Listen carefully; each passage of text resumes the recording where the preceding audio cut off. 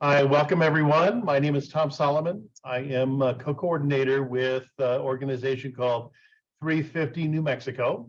And along with my co-presenter, Dr. Tom Singer of the Western Environmental Law Center, we will be presenting tonight the talk on blue hydrogen. Sometimes we call it the fossil blue hydrogen briefing. I'm going to now share my screen and get started with that talk. And here we go. So this is the Blue Hydrogen Briefing. I'm Tom Solomon, as I said, Dr. Tom Singer, and that's our little graphic that shares my opinion of hydrogen, at least in this application. And mostly it is going to be competing with clean electricity directly, and in very, very many of the cases proposed, that just makes more sense to do. The key messages for the blue hydrogen briefing are really condensed on this one slide, and we'll cover this, and then we'll go into detail for a lot of these topics as we go forward. So in general, blue hydrogen, also known as fossil hydrogen, is made from methane, also known as natural gas, and it is a fossil fuel program, pure and simple. And any subsidies to help the production of blue hydrogen are, in fact, fossil fuel subsidies. And we have heard that Representative Patty Lundstrom plans again to introduce a new hydrogen hub bill in the 2023 legislative session, which just began. In the last session in 2022, there were in fact 4 different unique hydrogen hub bills that were attempted to introduce and pass. We defeated them all due to massive opposition, partly due to presentations like this. They would have supported much increased carbon dioxide emissions in the state of New Mexico, and specifically defined this Orwellian term clean hydrogen as 2 kilograms of carbon dioxide allowing to be emitted for every kilogram of hydrogen that you produce. So 2 to 1, and that is not clean. It's about as clean coal. And science says that the carbon footprint of blue hydrogen is literally 20% worse than just burning fossil natural gas directly for heat. And hydrogen is not really a fuel. It's not a natural fuel. It's called an energy carrier. Electricity is a much better energy carrier. It's about 2.3 times better than hydrogen. And that makes the comparison, anytime that electricity can do the job, that just makes the economics of it overwhelmingly better for electricity. Electricity from hydrogen in particular, much costlier than solar and wind, and it is unprofitable.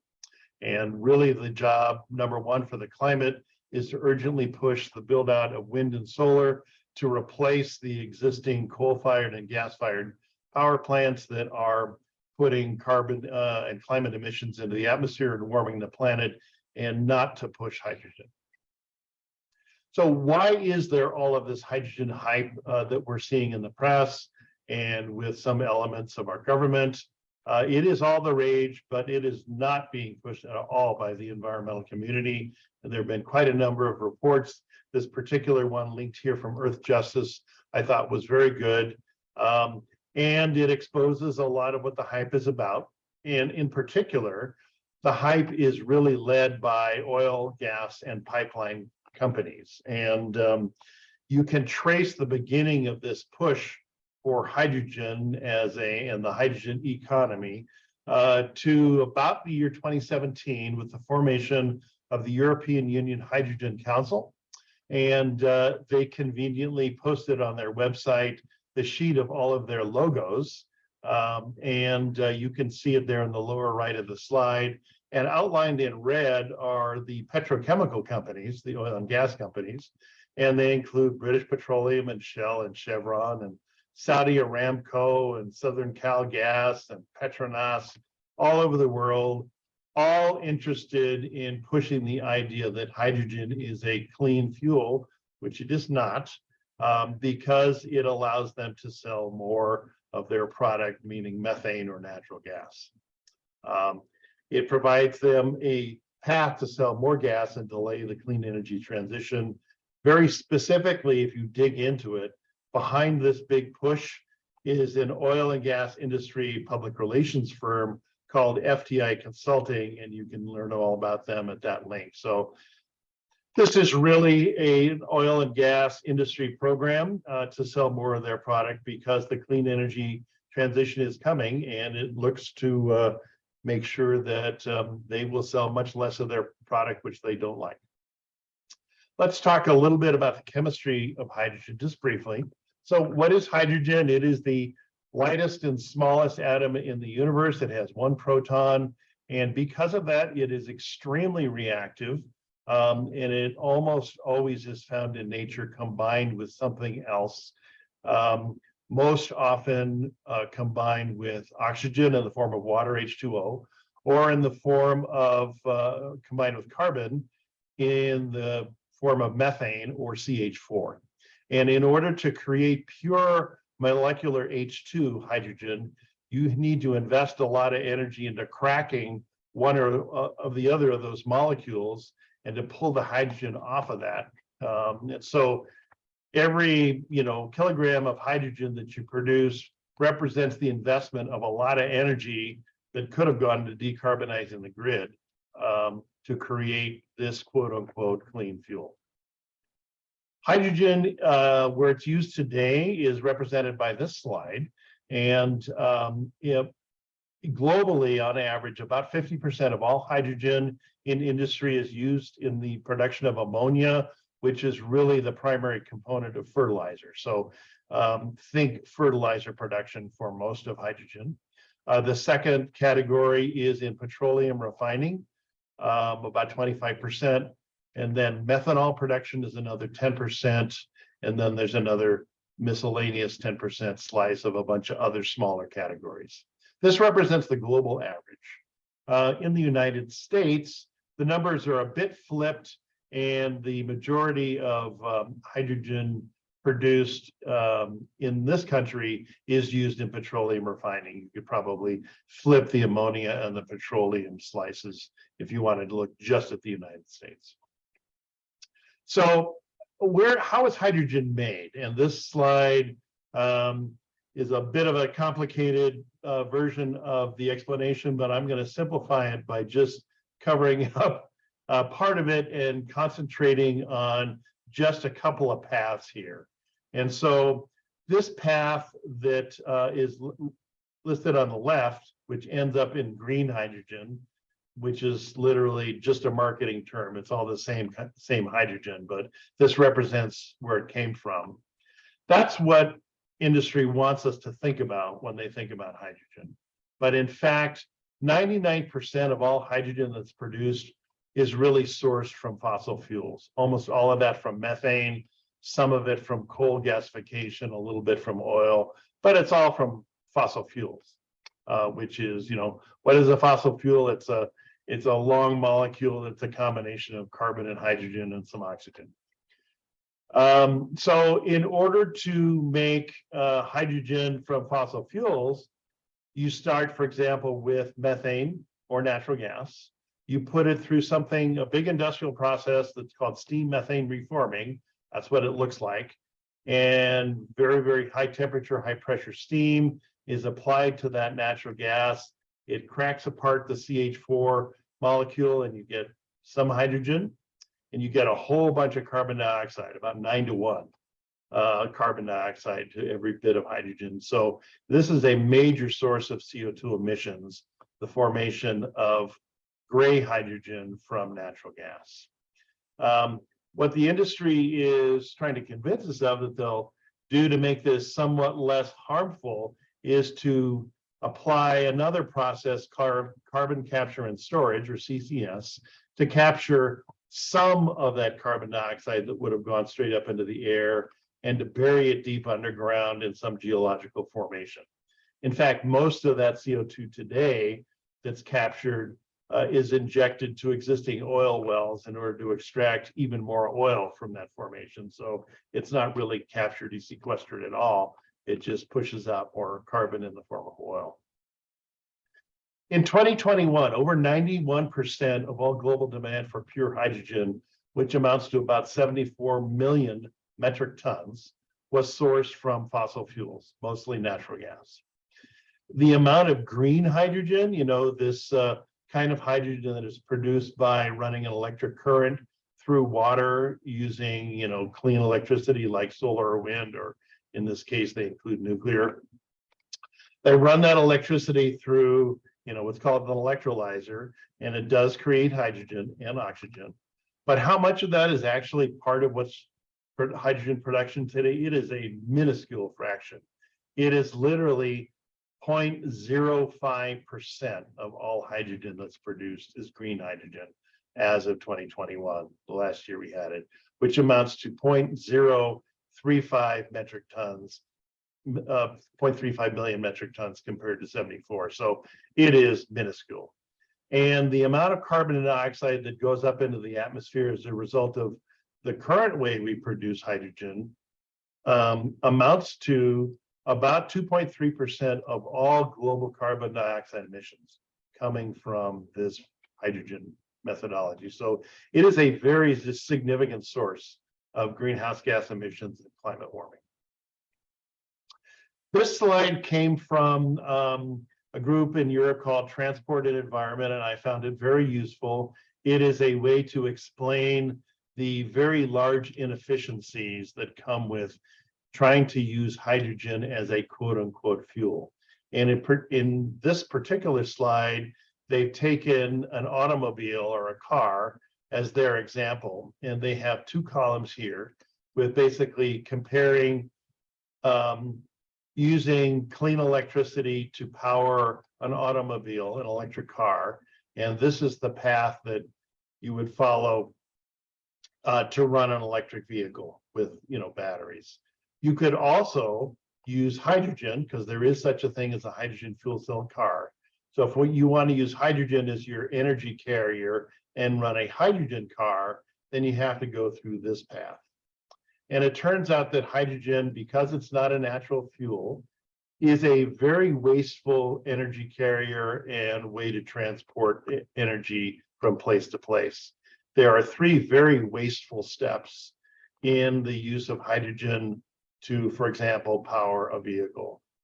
During electrolysis, which is only 76% efficient, during transportation and storage, because you're physically transporting, something that has mass, and then you have to freeze it or compress it.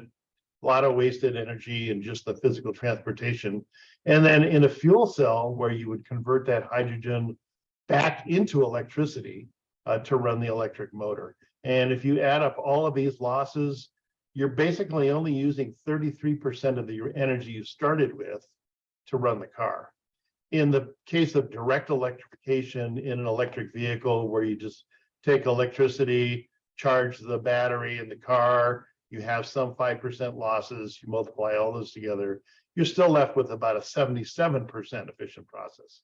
So the ratio of these two, 77 to 33, that's where I get 2.3 times as the ratio where electricity is that much more efficient than using hydrogen as a carrier. So the point of this slide is that the economics of using hydrogen as a carrier in most applications is just a way to waste a whole bunch of energy. And if you can do it directly with electricity, you just have many fewer losses.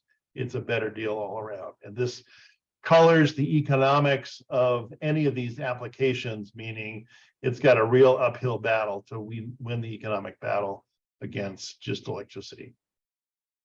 This is a kind of a funny slide that was put together by Michael Liebrecht of Bloomberg New Energy Finance formerly.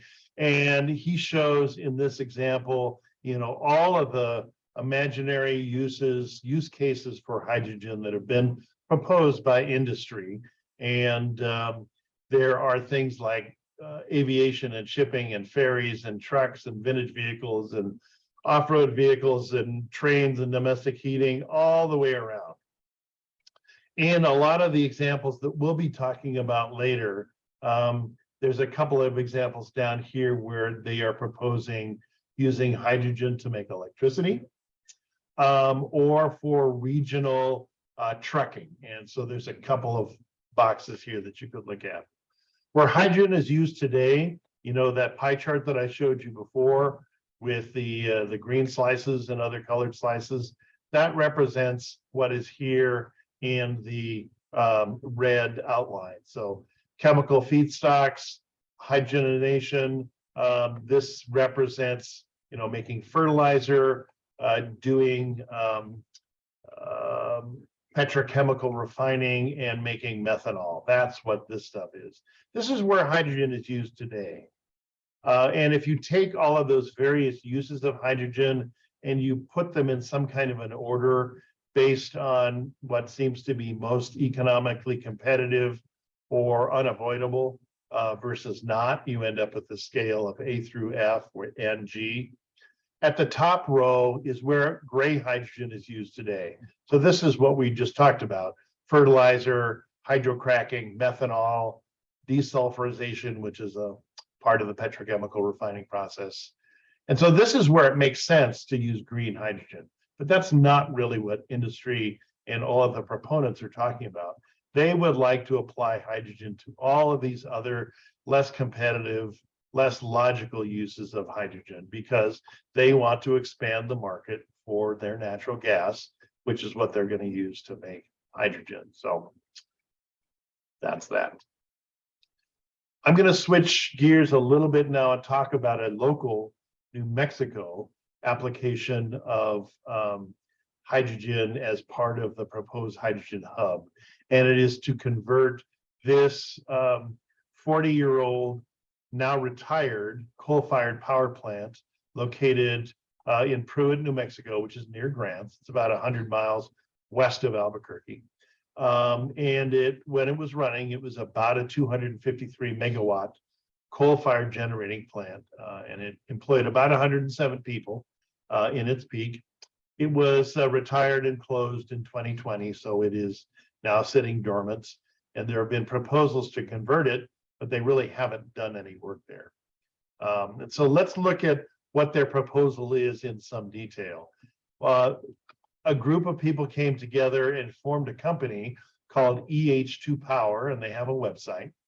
And we've interviewed the CEO of that, named Wiley Rhodes, in a technical presentation, and he shared a lot of the detailed plans with us. And so they include, spending what is now ballooned up to $600 million to convert this 40-year-old coal-fired power plant, to convert it to a facility that produces hydrogen from natural gas, and then uses some of that hydrogen along with natural gas to produce electricity, to get it into operation by 2025, and to create now only 60 jobs. They used to say 110. In order to do that, they're going to have to build a bunch of new things. They have to build an air separation unit, which is a way to cryogenically freeze air to make oxygen. They need to build a steam methane reformer, this big industrial unit to crack methane into hydrogen. And then they need to build a carbon capture unit to do the carbon capture, and then a unit to sequester that captured carbon, put it underground. All of that is going to require a bunch of electricity to run, which means that any electrical output from this power plant is going to be reduced dramatically by the parasitic load to run, at least these 4 items. And according to the data that he shared with us, his estimate was that it would cut, the 253 megawatt plant to maybe 164 megawatts, plus or minus, making the electricity sales unprofitable by his own admission. And so what do they plan to do with that hydrogen?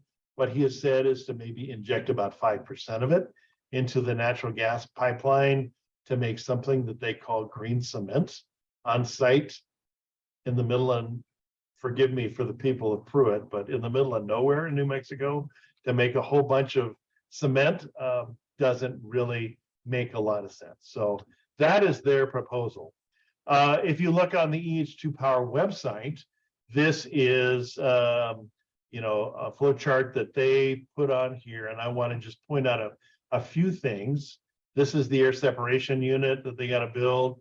This is the steam methane reformer as part of that. So they acknowledge that that's what they got to do.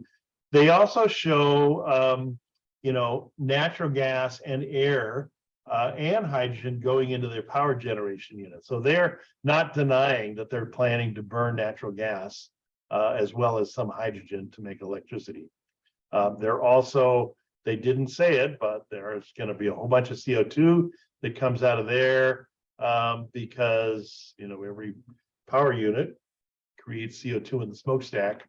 So this is their plan. And they will need to go to the Public Regulation Commission at some point when they propose, operating this and especially putting it on the rate base for electricity customers in New Mexico. And we will have an opportunity to raise all the counter arguments that some of which you will see here tonight on why this is a really bad idea. Tom, don't forget to make your water point on that slide. Okay, thank you, Tom.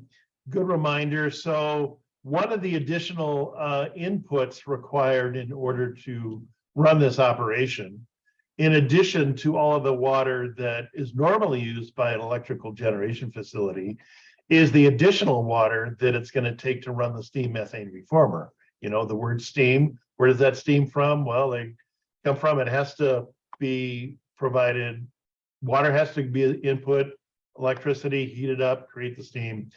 Based on some analysis from other Lindy facilities that have been publishing data, we estimate that the water consumed in just that steam methane reformer process will consume somewhere in the range of about 6 to 13 liters of hydrogen for every liter/kilogram of liters of water per kilograms of hydrogen. So call it about 10 to 1.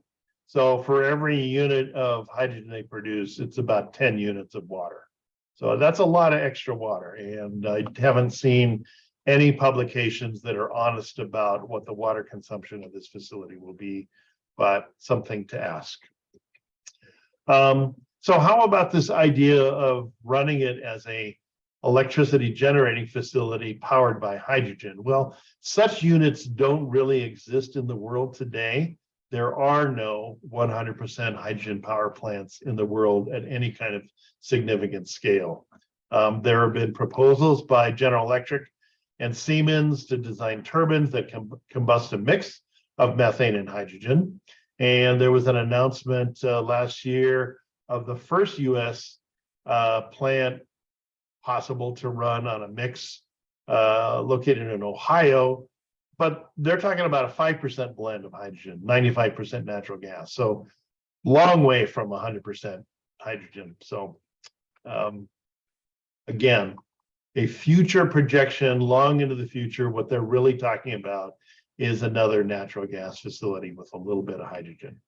So what would be the cost of operating that kind of a mixed blended facility? And so say you were able to get the ratio of hydrogen from methane blended into natural gas, maybe that ratio was 20%. Well, this organization, this financial analysis firm called Lazard Investments and Banking, publishes some very good cost data every year. And this is their chart from a year ago. And they analyzed what would be the added cost of putting in a blend of 20% hydrogen into natural gas.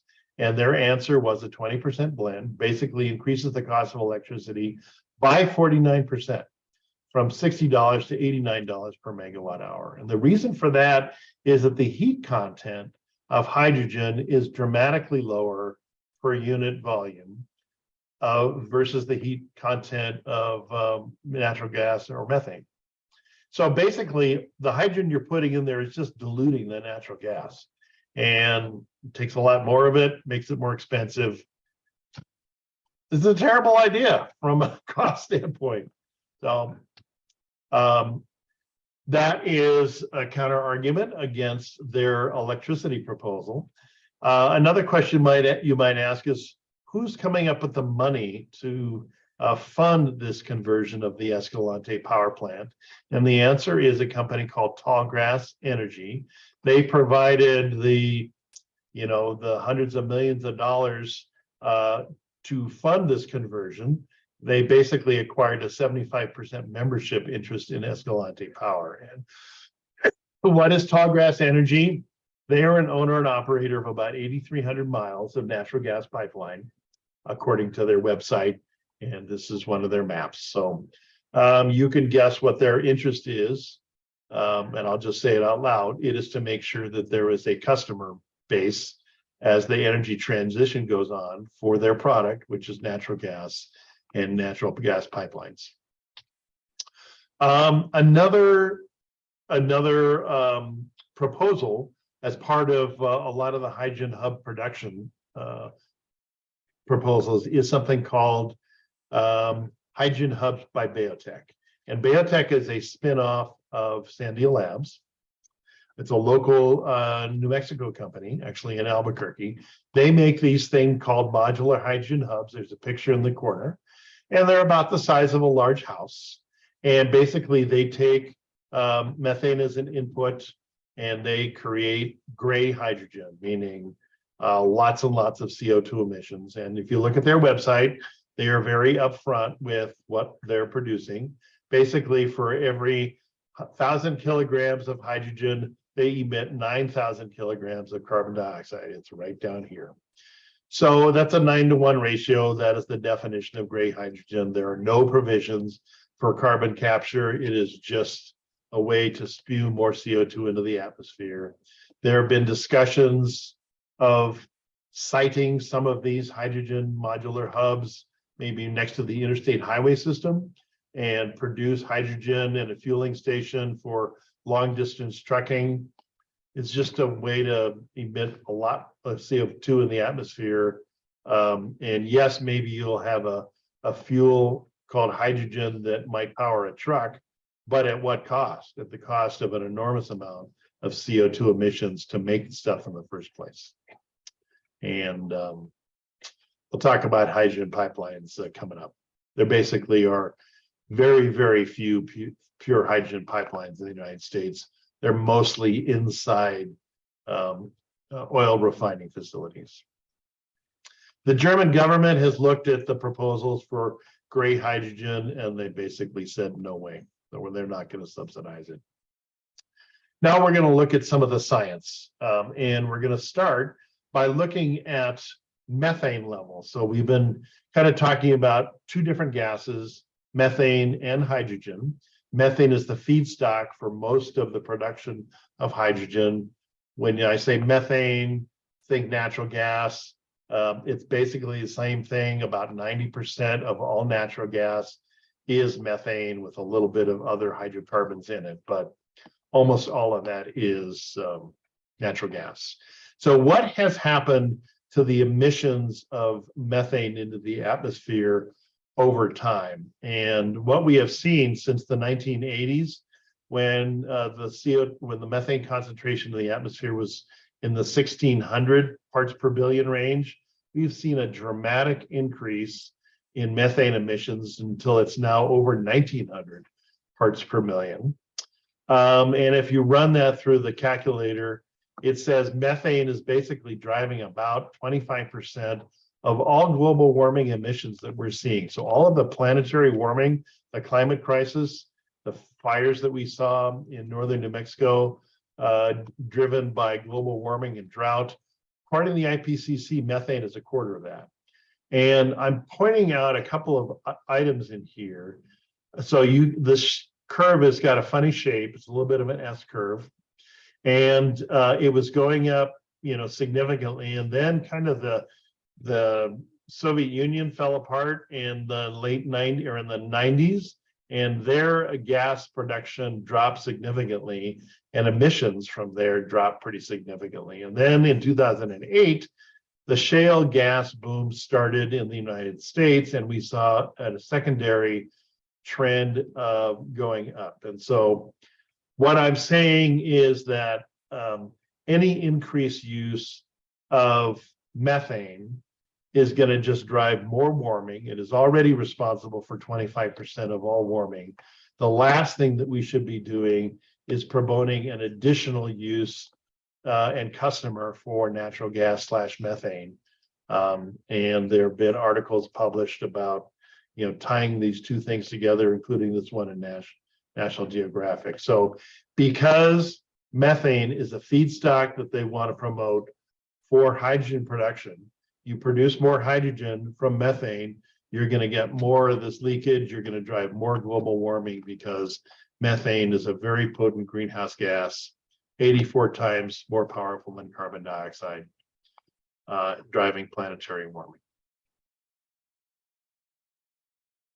So the next element of science is a very important paper published in August of 2021 by a couple of scientists, Robert Howarth and Mark Jacobson, out of Cornell and Stanford. The title was "How Green is Blue Hydrogen?" It is basically the seminal paper documenting the total greenhouse footprint of the full life cycle emissions related to creating blue hydrogen. And their conclusion is documented in this red box. And I'll just read it. It says, to call it a zero emissions fuel is totally wrong. What we found is that it's not even a low emissions fuel either. They found that the greenhouse gas footprint of blue hydrogen was more than 20% greater than burning natural gas or coal for heat. And I'll explain why on the next slide, but let's just cover what some of their baseline assumptions when they did their analysis listed over here on the right. They assumed about 3.5% of upstream methane was emitted, and they modeled that down to a very low value of 1.45%, at which point it was still worse. They assumed 85% of carbon was captured during steam methane reforming, and they also generously said that 65% of the carbon was captured out of the flue gases from the power plant that ran the steam methane reformer. And if you take a lot of those numbers and then just put them in a pie chart, which I've done to explain it a little bit better, what that means is that the full life cycle emissions related to producing blue hydrogen, 63% of that is driven by fugitive methane. That's this big slice here. So even with only 3.5% upstream methane emitted, there is still a huge global warming footprint related to that release of methane because it is such a powerful greenhouse gas. The secondary slice at 23% is the power that goes into powering the steam methane reformer, even if you're assuming that you capture 85% of the SMR emissions and 65% of the power that goes into running it. So this is the full picture of the full life cycle emissions of creating blue hydrogen. Because of all of these effects, mostly because you're consuming more methane feedstock to create it, it's just worse than just burning the methane directly in a power plant for heat. And the New York Times wrote up that conclusion, and I highlighted a couple of elements of it in red here, emphasizing the point that they did model the leakage upstream all the way down from 3.5% to 1.4%. And even then, blue hydrogen is worse for the climate than burning methane. There was another paper published by Australian National University. It's listed here. I'm not going to go into details. It largely supported the conclusions of the Howarth and Jacobson paper. So 2 peer-reviewed scientific studies. And then we need to talk about, so how bad actually is methane leakage? Remember, Howarth and Jacobson looked at the national average and they said probably the best studies out there said that it's on average in the nation 3.5%. But what is it in New Mexico's Permian Basin? It's terrible. It is, according to this study last year, as bad as 9.4 of all methane produced is emitted into the atmosphere, a lot of it through intentional venting. And this is an airborne survey of oil and gas extraction and transportation activities in the New Mexico Permian Basin, 26,000 active wells, 35,000 square kilometers, on and on and on. Really terrible leakage. And this makes burning Permian natural gas literally about 3 times worse for the climate than running a coal plant. Tom, did you want to chime in on this slide at all, or should I keep going? You're on mute, Tom. I'd love to if this is the right spot. Yeah, go ahead. I think there's 2 more slides before you talk. Okay, go ahead and just finish that. maybe the one after the next one, I think, is where I kick Okay. in. And so this study was published, what is it, March of 2022, about a year ago. This is one from July of 2022. People went back, did more airborne surveys of the Permian Basin. This is one from a group called Carbon Mapper. They looked at this particular Mako station owned by a subsidiary of West Texas Gas. And this is an infrared camera picture of the methane just boiling off and leaking into the atmosphere from their tanks. So, and they said it's the equivalent in this one station to burning 7 tanker trucks full of gasoline every day. This slide is a little busy. I'll try to make a couple of points that are clear, and then Tom may want to chime in. The bottom line is that New Mexico made a very creditable effort into putting in more stringent regulations on methane emissions, and did a great job. I think is very creditable. But the problem is that methane leaks all throughout the supply chain. It leaks in the gas wells and at the compressor stations and the valves and the pipelines and the gas processing plants and all of the distribution lines that take it into homes and businesses.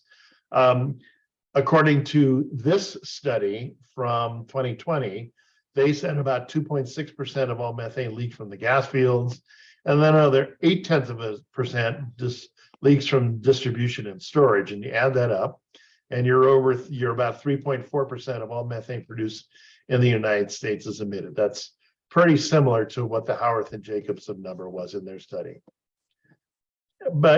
And even with the New Mexico waste rule, that might take that 3.4% down to 2% of the gas fields, they're not going to do anything about the 0.8% in distribution and storage. You're still going to have 2.8% total methane emitted, even if we could enforce and stringently enforce all of those new gas rules. The point that I've made a couple of times is that Howarth and Jacobson modeled emissions all the way down to 1.4% leakage, and concluded that even at that low level, producing blue hydrogen is bad for the climate, worse than just burning natural gas for heat. And I think this is where I'm going to hand it over to Dr. Singer to take over. So if you want to make a comment on this slide, go ahead, and then I'll just cover the next slides every time you tell me to go next slide. Go, Tom. Thank you. Yeah, and then I just want to make a couple of points, sort of a reality check about rules, about government regulation and the New Mexico rules. How likely are we to get to a 90%, 98% capture rate, leaving 2% emissions rate, or down to 1.4%, or even lower than that? And just, to be a little more specific, the vast majority, truly almost all methane emissions from the oil and gas industry are coming from leaks, pneumatic controllers, which are devices that control levels and flows and things like that, the venting and flaring of associated gas. A lot of the gas in the Permian isn't captured and piped to market, and a lot of flares are incomplete. And then storage tanks. So it's really 4 sources. The regulatory landscape for these and the other sources of methane is changing. The EPA is adopting regulations on existing oil and gas methane emissions now. Their prior rule was for future, the rule was adopted a couple of years ago, was for future oil and gas operations. They're going after existing oil and gas now. That would complement the New Mexico Environment Department's ozone rule, which is in effect currently and does cover methane. And BLM, the Bureau of Land Management, is again adopting methane waste rules. They did during the Obama administration. They were challenged by oil and gas industry and overturned by a federal judge. They're back at it.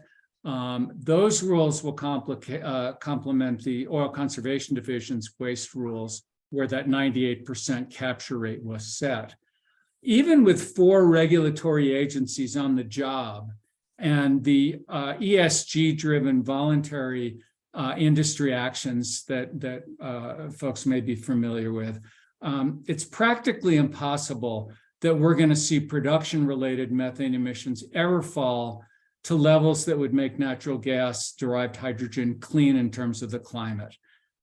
Even, you start getting below the 1.4, it's just, and the reason why I say this, and I feel pretty strongly about it, each of these agencies, including EPA, they're underfunded, they're understaffed, they're incapable of independently measuring emissions. They don't know what emissions are except what industry tells them. They're incapable of monitoring those reports for violations. And unfortunately, as we've seen over and over again, the agencies lack the backbone for strict across-the-board enforcement of their own rules, as opposed to making an example of an occasional bad actor. So, we really just can't count on government regulations or the financial markets to force the kind of reductions that we need. Next slide.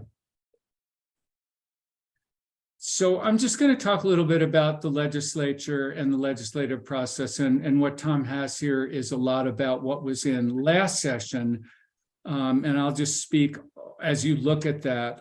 The bills in the 2022 legislature were mainly meant to grant legal authority for something called public-private partnerships, where governments, local, county, or state, can team up with hydrogen project developers and enable the state to either fund a front-end planning money and provide support in the permitting processes to these projects.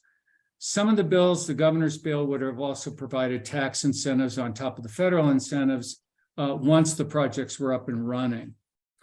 And despite the failure of all of this legislation, immediately after the legislative session, the governor issued Executive Order 13, which instructed her agencies to continue working on hydrogen. And to my mind, most egregiously, it forced the inclusion of blue hydrogen into the state's economic diversification efforts within the green energy sector. So even though there's an effort to diversify the economy, blue hydrogen somehow found its way in. Now, the DOE Hydrogen Hub billions come with a 50% match requirement. And so for developers who are going to come up short on their financing, or developers who are simply looking to lower their cost of capital, the $3.5 billion state surplus has to look pretty darn irresistible. Now, Representative Lundstrom has said publicly recently that she intends to introduce more hydrogen legislation this session. In a hearing about a week and a half or 2 weeks ago on hydrogen, when Representative Lundstrom was still chair of LFC, Secretary Kennedy of NMED said that there's a governor's budget request to fund agency participation in the federal hydrogen hub application process. Now, we haven't seen any of this language or dollar amounts yet, but we will, rest assured, will continue. When I say we, the environmental groups that all work together, including Welcome 350, continue to oppose any bills using state resources to support hydrogen development in New Mexico. And as I have learned at the feet or the knees of Tom Solomon, we're still on job number one, and that's electrification. And we can talk about hydrogen 5 or 10 years from now. Next slide. You want the slide or one after that? Yeah. No. Now we're gonna. My last bit of this is the 4-state hydrogen hub, the hydrogen hub. So as you all know, the federal government in the Infrastructure Act appropriated about $9 billion to create hydrogen hubs. Unbelievably ill-conceived. And New Mexico, along with Wyoming, Colorado, and Utah, formed something called the Western Interstate Hydrogen Hub. You gotta like that it's WISH. And they're trying to make a case for a hydrogen hub, a hydrogen production and end-use hub across the Rocky Mountain West. And, you know, a hub in DOE thinking is geographically proximate. You're going to make the hydrogen somewhere and you're going to sell it pretty close. So this widely distributed hub, I think, is a bit of a stretch. The state submitted a concept paper to DOE in November of last year. DOE has in fact encouraged WISH, along with 33 other applicants, to submit a full proposal this coming April. So WISH made it through the first hurdle, and in April, WISH will submit a full application. WELC or others will FOIA DOE and IPRA, the state, to get that application. We'll read it and we'll let everybody know what it says.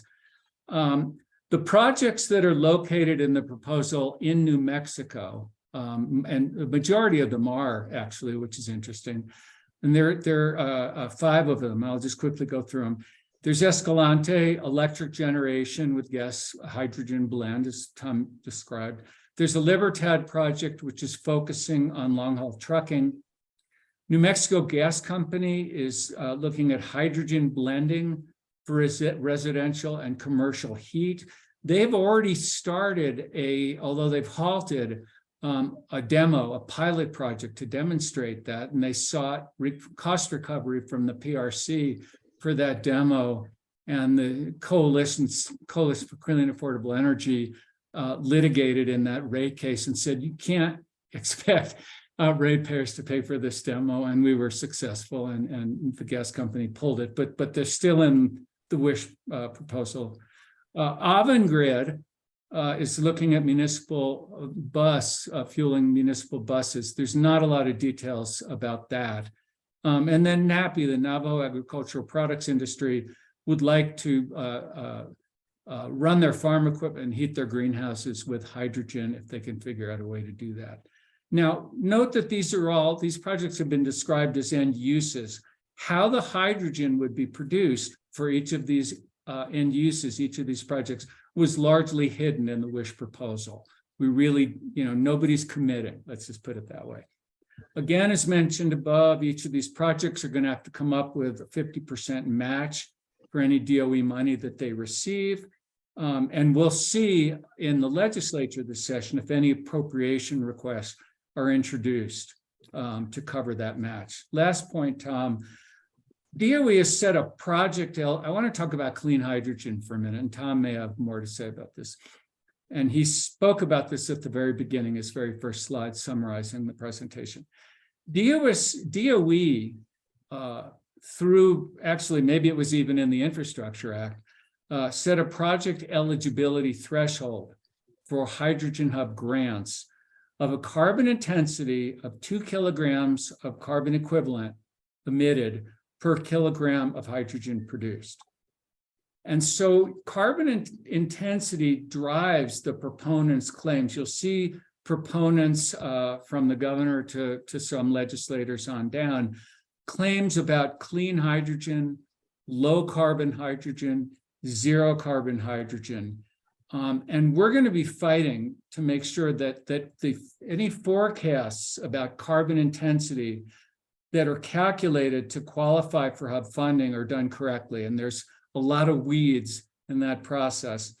And then when upstream methane emissions are included, which they kind of aren't, we're pretty certain that no blue hydrogen project will ever qualify for hub money. So with that, Tom, back to you. Thank you, Tom Singer. All right, let me see if I can wrap this up. This is an interesting new slide in this deck. I just put it in. There was a report just published within the last week, I believe, organization called Pipeline Safety Trust. And they issued this report with some very concerning recommendations and analysis on the issues, the safety issues with blending hydrogen into a natural gas pipeline. And I've highlighted the first two of them. So I'll just read it. Hydrogen blending into a natural gas distribution system should not be permitted at any level because of hydrogen's ability to explode, especially in buildings. As most of us live in buildings, that might be cause for concern.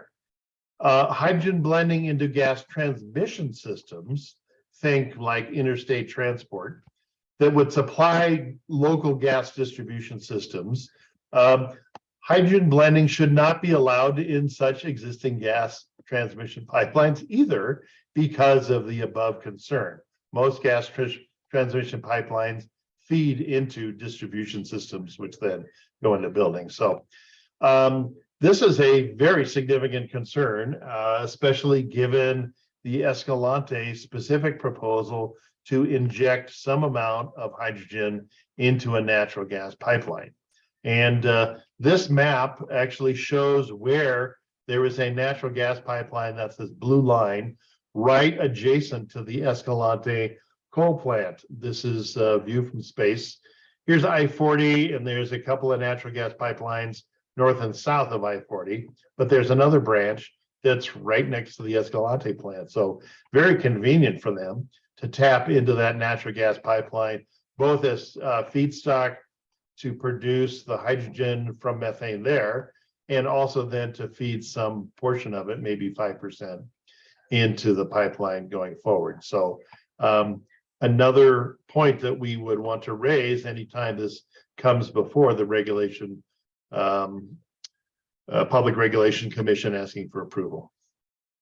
And I just want to cover this briefly. This is an analysis we did about a year ago, just showing. So if you're talking about spending all of this money, you know, their original proposal was $425 million in CapEx for creating 110 jobs. Their numbers changed. The cost went up, the jobs went down. But even with this, you know, you could spend the same kind of money, or even, you know, $97 million less of it, produce the same electricity, but at a profit with a 4-hour battery as backup. And this is my spreadsheet with the math. So if you're really serious about producing clean electricity and making jobs, a much better, less expensive, cleaner way to do it would be just to build a solar power plant. And this next slide talks about what any proposals to use hydrogen for transportation on roads, what they're going to face as a competitor, which is the existing massive growth of electric vehicles and electric vehicle charging stations, of which there are over 50,000 in the United States, level 2 or level 3, either fast or medium speed charging stations. And so that's what they look like. This comes from, you know, an energy.gov website. Versus how many hydrogen fueling stations exist in the United States today, which is a grand total of 53, not 53,000, but 53. And they are all in California. So if you're planning to take a road trip in your hydrogen fueled car, you probably get from California, you might make it into Nevada, but then you're stuck because there's nowhere to refuel it. And so they would need to literally build from scratch a nationwide network of hydrogen pipelines to cover fueling stations all around the country, or build gray hydrogen hubs from Bayotech, or transport compressed or cryogenically liquefied hydrogen all over the country in fuel tankers. And none of that exists today, versus the very large head start that electric vehicles have. And so what about those electric and fuel cell vehicles? There are things called fuel cell vehicles. The Toyota Mirai is the best-selling one. That's a picture of it here. But the market for fuel cell vehicles is actually dropping. Last year, 2022, the fuel cell vehicle market sales dropped 19%, from 3,300 to 2,700 cars in total. And one of the three manufacturers of fuel cell vehicles, Honda, ceased production of their Clarity fuel cell vehicle. So there's really only two manufacturers today. I think Toyota and Hyundai. Versus the electric vehicle market, which is just exploding exponentially. Sales grew 33% in the United States of battery electric vehicles, from 600,000 to 800,000 vehicles in total. So the contrast couldn't be more stark. And just to wrap it up, I said that job one for the climate really needs to be an extremely rapid build out of wind power, solar power, so that we can decarbonize the electricity grid, have clean electricity to provide to all sorts of applications that are going to replace fossil fuel use, like electricity in homes to replace our furnaces and our hot water heaters. And in order to do that, we need to have clean electricity on the grid and shut down the coal and gas-fired power plants. And that's what needs to happen for the climate. Focusing on hydrogen at this time, before we've made a massive start on this one, and here we are down here, just beginning the task, is just really putting the cart before the horse. So wrapping it up, this is the key messages slide that we started with. Blue hydrogen from methane is a fossil fuel program. We anticipate a new blue hydrogen hub bill introducing into this legislature. So we want to gear up to confront and expose it and oppose it. The carbon footprint from blue hydrogen is literally a climate bomb. It is 20% worse than just burning fossil natural gas directly for heat. Hydrogen, a very wasteful energy carrier, and it is, we know what job one is, and it's not this. So